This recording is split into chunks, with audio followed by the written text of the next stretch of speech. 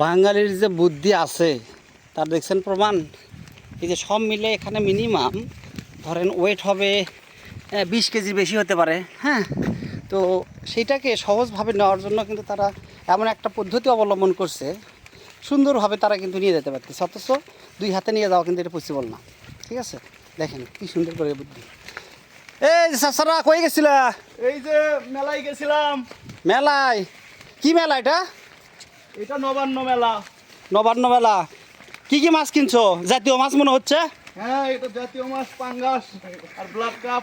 ও আচ্ছা, তা মাছটা তো বড়ই মনে হচ্ছে। হ্যাঁ, বড়ই তো। কয় কেজি হবে দুইটা? দুইটা 15 কেজি। ও আচ্ছা, তোমার বাসায় এত 15 কেজি মাছ খাওয়ার লোক আছে? লোক না থাকলেও হাউস করে কেনা হয়েছে আর কি। ও আচ্ছা, আসলে হাউসের তলা নাকি কত মেলা দাম।